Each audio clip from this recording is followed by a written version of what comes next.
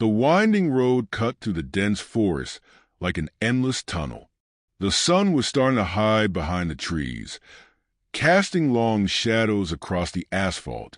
Nick drove in silence, focused on the road, while Julie, sitting next to him, excitedly looked at the photos on her phone, checking out the Airbnb they had rented. "This place looks amazing. Look at that view, Nick." She showed him a picture of the wooden cabin surrounded by a vast lawn. "It's going to be the perfect weekend." Nick smirked, keeping his eyes on the road. "I hope the pictures are true to life. Remember our last trip? The hotel was nothing like it looked online." Julie rolled her eyes. "Oh, come on. This place has great reviews. Just a few complaints about the owner being kind of weird." Nick raised an eyebrow. "Weird how?" Julie shrugged. "Vague comments. People saying she's a bit superstitious and has some strange rules for the guests. But I don't know. It's probably just an old lady trying to keep order in her house." Nick laughed. "As long as we don't have to do any satanic rituals before bed, I'm good." The cabin appeared through the thin mist that was beginning to spread across the forest. Small but charming, with dark wooden walls and large windows that reflected the orange sky of the sunset. In front of the entrance, a woman was waiting for them. She was tall and thin, with a face weathered by time, her pale skin contrasting with her neatly arranged gray hair in a tight bun. Her clothes were simple, a long dark dress, no embellishments. Her gaze was piercing and serious, as if she had already begun judging the couple before they even said a word. "Nick and Julie?" Her voice was firm, without any warmth. "Yes," Julie replied cheerfully, getting out of the car. The woman approached with steady steps and handed Nick a set of keys. "The instructions are here," she said, extending a folded piece of paper to Julie. Julie took the paper and frowned. "Instructions?" The woman continued, ignoring the question. "Follow the rules. All of them. No exceptions." Nick stifled an uncomfortable laugh. "Right. Thank you, ma'am." "Martha," she finished, still staring at them. An awkward silence settled for a few seconds before she turned her back and walked into the forest, never once looking back. Inside the cabin, the atmosphere was rustic and cozy. The scent of freshly varnished wood filled the air, and the minimalist decor gave the place a warm feel. A stone fireplace dominated the living room, and a staircase led to the upper floor, where the bedroom and bathroom were located. Julie threw herself onto the couch and opened the paper Martha had handed her. "All right, let's see what kind of crazy rules we have here." Nick sat next to her, peering over her shoulder. The sheet contained a handwritten list of rules, written in small, firm letters. 1. Don't leave any doors unlocked after 10 p.m. 2. If you hear 3 knocks on the door after 2 a.m., do not open it, no matter what. 3. Never look out the window between 3 a.m. and 3:33 a.m. 4. If you notice anything seems different when you wake up, do not acknowledge it out loud. 5. Before sleeping, cover all mirrors with the red sheets from the cupboard. Julie raised an eyebrow. "Is this for real?" Nick let out a short laugh. "Sounds like something from a cheap horror story." Julie huffed, crumpling the paper and tossing it on the table. "I think the owner of this place has watched way too many horror movies." Nick shrugged. "Well, if following the rules is the only price we have to pay for this amazing place, I think we can survive." The night fell quickly, and the cabin sank into the absolute silence of the forest. Nick lit the fireplace while Julie poured herself a glass of wine. The mood was perfect. But then, just before midnight, something happened. A soft tap on the window. Nick and Julie exchanged looks. "Must be the wind," Nick murmured. The tap came again, a sharp, rhythmic sound against the glass in the living room. Julie felt a chill run down her spine. She remembered the rule. Never look out the window between 3 a.m. and 3:33 a.m.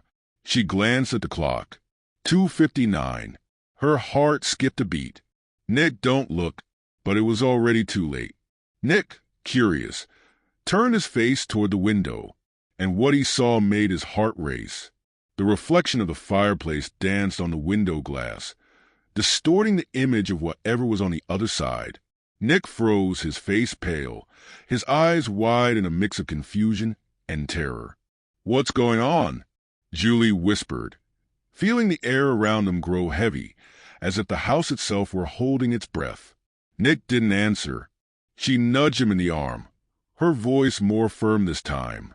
"Nick, what did you see?" He blinked a few times, as if waking from a trance. His face slowly turned toward her, and a shiver ran down Julie's spine.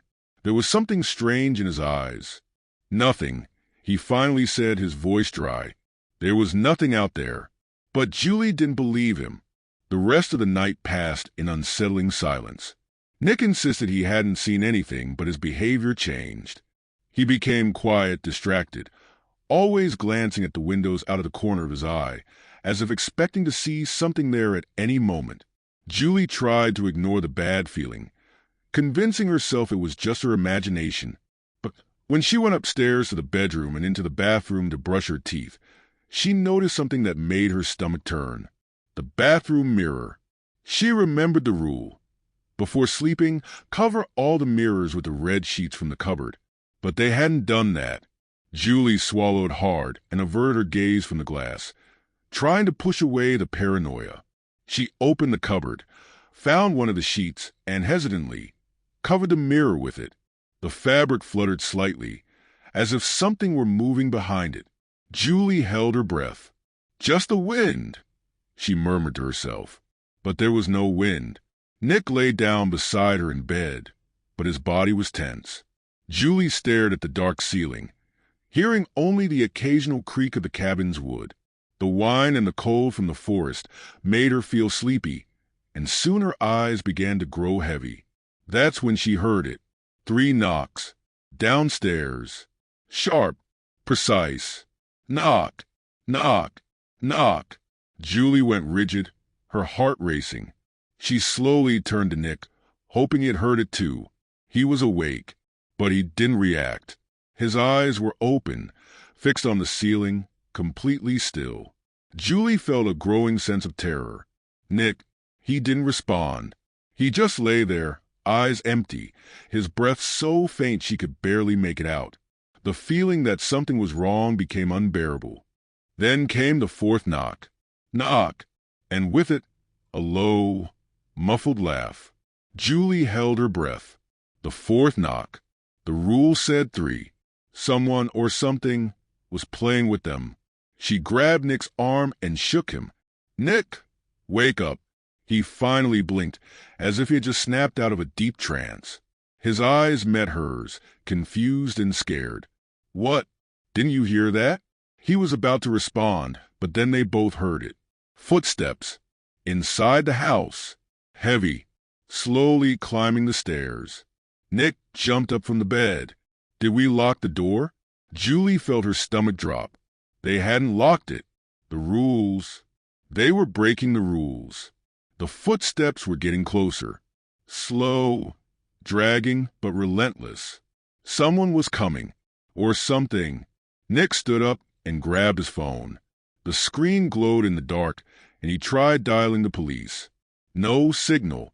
The footsteps reached the top of the stairs. Silence.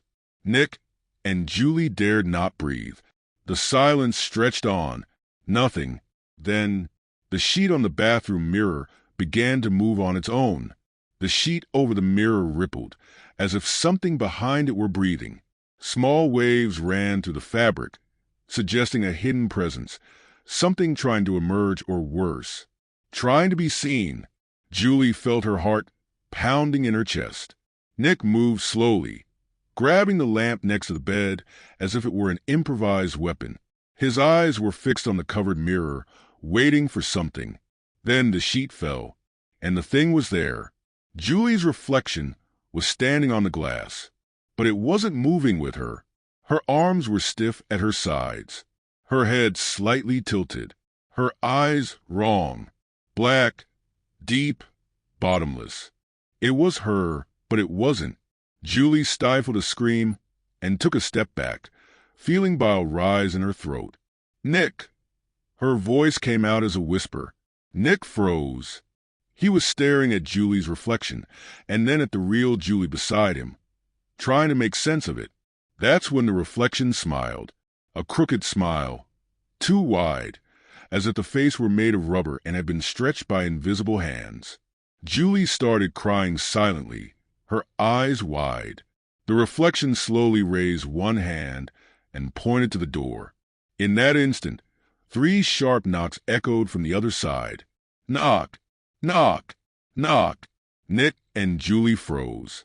This can't be happening," Nick whispered.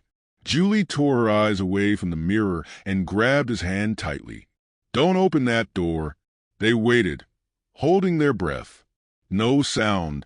The silence stretched out in torturous seconds, until a voice whispered from the other side of the door. "Can I come in?" It was Julie's voice. But Julie was inside the room. Nick squinted, fighting against a growing wave of panic. He grabbed Julie's arm and pulled her away from the door, heading toward the window. "We need to get out of here. Now." But then, the door latch started turning, and turning, and turning. Someone was trying to get in. Julie ran to the window, trying to open it. Locked. She looked at Nick, desperate. The door creaked slightly. Nick scanned the room with his eyes, searching for an escape. That's when he saw it. In the corner of the room, in the dim light, there was another Julie, identical to the original. But it wasn't her. That thing had been there the whole time, and it was looking at him, unblinking, breathless. A dry whisper escaped the entity's mouth. "You saw me?" His eyes darkened like bottomless pits, and then it lunged. Nick didn't think. He just screamed and pulled Julie back, throwing himself against the door. The latch snapped under his weight, but the thing inside the room was already in motion. The sound it made as it advanced wasn't human. It was a dry noise, bones cracking, like an insect writhing inside its own shell. Julie tried to open the window again, but it wouldn't budge. Nick gripped the doorknob with both hands, keeping the entity outside from getting in. Then, something whispered in his ear. "Let me in, Nick." The voice came from inside the room. He turned. The creature that looked like Julie was right next to him. And now, it was smiling. The vision blurred. Panic took over Nick's body, but his survival instinct kicked in before he could do anything stupid. He grabbed Julie and, without thinking twice, hurled himself against the door. It flew open with a bang. The two of them tumbled into the dark hallway, scrambling desperately away from the room. Nick looked back. The door was wide open, and the entity wearing Julie's face was standing there, staring at them, still smiling. The sound it made didn't seem human. A mix of laughter and crying, distorted, muffled. Nick pulled Julie toward the stairs. They needed to get out. Now. The stairs creaked as they ran down. Nick's heart was pounding in his throat. The air inside the house felt thicker, wrong. Julie was sobbing softly, her eyes wide with pure terror. "The door," she managed to say. They ran for the front door, Nick already reaching out to turn the doorknob. Locked. "No, no, no, no!" He slammed his fist against the wood, desperate. The sound echoed to the house like thunder. The sound of something moving came from upstairs. Something big. Something coming down the stairs. Nick tried the doorknob again. Nothing. "The keys!" Julie screamed. Nick looked around. The coffee table. The old Airbnb owner had left the keys there when they arrived. They were still there, but they weren't alone. A piece of paper had been placed on top of them. A new note, handwritten, trembling. Nick picked up the note and read aloud. "If it gets to this point, it's already too late." The sound stopped at the top of the stairs. Nick looked up. A tall silhouette was standing there. It began to descend. Slowly, each step echoed through the house. Julie gripped Nick's arm tightly. "What do we do?" Nick didn't answer. He just grabbed the keys and turned the doorknob. The door slammed open, and the two of them bolted outside. The night swallowed them whole. The cold of the forest was biting, but nothing felt worse than being in that house. They ran to the car. Nick was already shoving the key into the ignition when Julie let out a choked scream. "Nick!" He looked at her. Julie's face was pale, her eyes wide. She was staring at the Airbnb. Nick followed her gaze. His heart almost stopped. The old Airbnb owner was on the porch, but she wasn't alone. Behind her, standing in the darkness, there were several versions of Nick and Julie, identical, all smiling. Nick started the car, but before he could step on the gas, one of them raised a hand and waved, with a smile too wide to be human. The car's engine roared, but the sound was drowned out by the deafening noise of pure panic. Nick slammed his foot on the gas. The tires screeched on the gravel, and the vehicle shot down the winding road. Julie's heart was pounding in her chest. Her eyes were still glued to the rearview mirror, watching the copies standing on the porch, each with a distorted smile. The lights of the house began flickering violently behind them. Something was wrong. "Nick, hurry." Julie's voice was choked. "I'm trying," he replied, his fingers white with tension on the steering wheel. The road was long, winding through the dense forest. The trees seemed to close in around them, as if they were alive, conspiring to keep them there. Julie tried to grab her phone, but the screen glowed with a terrifying message. "No service." "Shit," she whispered, trembling. The car swerved along the road, and each second felt like an eternity. Then Julie screamed, "Nick, look out!" Nick swerved the wheel at the last second. There was someone standing right in the middle of the road. Or something. The car skidded, nearly going off the road, but Nick managed to regain control. He looked in the rearview mirror, but the figure was no longer there. The silence that followed was deafening. The only sound was their labored breathing. Julie stared out the window, her eyes still wide. "What was that?" Her voice was a whisper. Nick didn't answer. He just kept driving, pushing the car as fast as it would go. But something started to bother him, a heaviness in the air, a feeling that they weren't alone. Julie noticed it too. Slowly, she turned her face toward Nick. "Do you feel that?" Nick didn't want to answer. He didn't want to put into words what he already knew. But then, a sound came from the back seat. It was like a sigh, almost a muffled laugh. Julie froze. Nick felt his stomach twist. He looked in the rearview mirror and saw something in the back seat. It was dark, misshapen, but slowly it began to move. Julie's mouth opened to scream, but a whisper echoed through the car before she could make any sound. "You forgot to follow the rules." Nick instinctively swerved the wheel. The car went off the road. The world spun around them. Shattered glass, twisted metal. The impact was brutal. Then silence. When Nick opened his eyes, everything was dark. His body ached. His head throbbed. The smell of blood and gasoline filled the air. He tried to move, but something was holding him back. Something was gripping his arm. Desperation shot through his body like an electric jolt. "Julie," he managed to murmur. No answer. He tried to turn his head, but his eyes froze on the rearview mirror. Someone was sitting in the back seat, the face hidden by shadow. But then, slowly, he saw it, his own eyes staring back at him. It was him, or something that looked like him. And the smile, it was the same smile as the copies on the porch. Nick tried to scream, but the world darkened before he could. Nick jolted awake.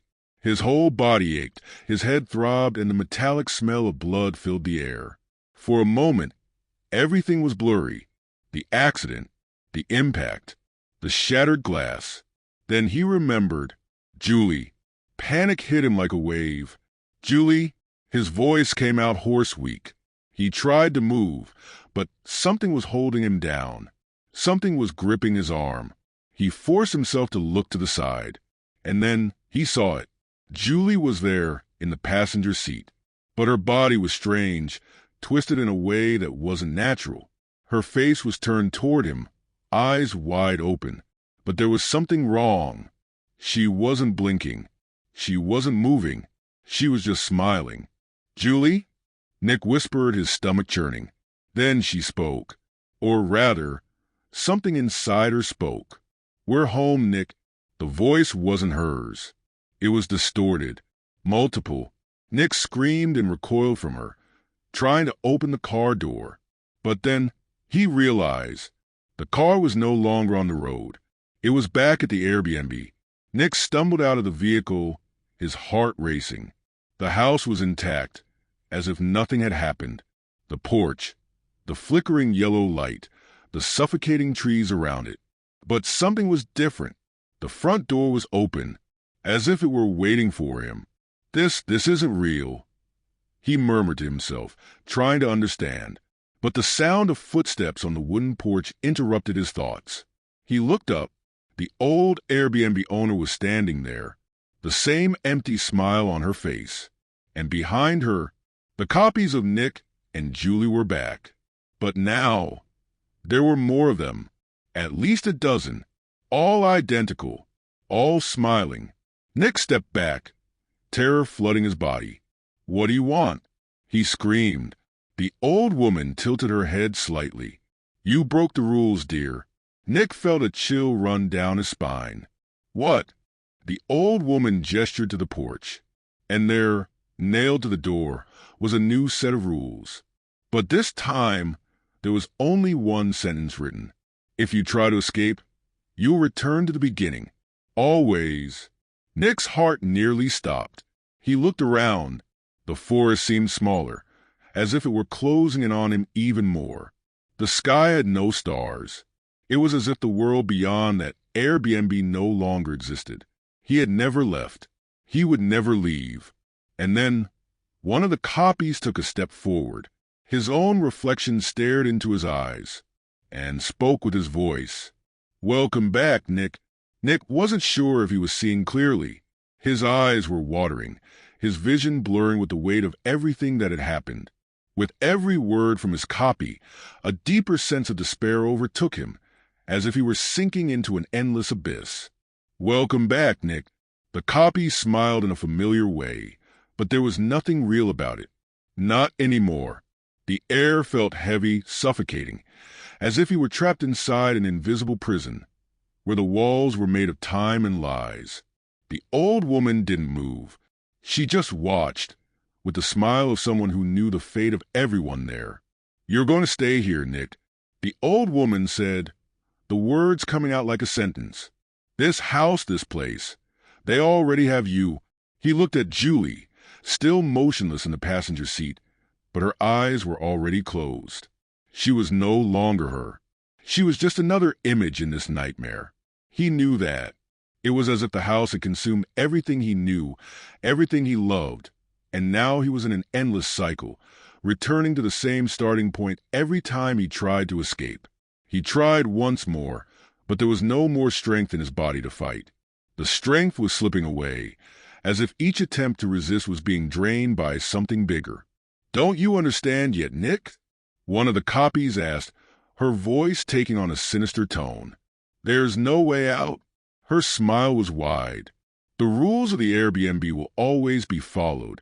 Nick tried to pull back, but his legs didn't respond. He was paralyzed. Fear had imprisoned him. And suddenly he understood. There was no longer a world outside that place. There was no escape anymore. Every attempt to flee, every movement to leave, he simply returned to the same reality, to the same rules. Forever. The smiles of the copies began to spread, taking on all the forms he already knew, all the faces he had already seen. Julie himself, even the old woman, everything distorted, multiplied. He found himself surrounded by them, the smiles in every corner, the muffled laughter growing louder, more unbearable. And then his vision faded. When Nick's eyes opened again, he was back at the beginning. The Airbnb, the old woman, the key, the list of rules. He looked at Julie, who was smiling. She was no longer the same Julie, but he knew she was there. She was a part of him now, a piece of this endless game, and he couldn't escape, because, in the end, the rules were meant to stay, and all he could do was go through the cycle again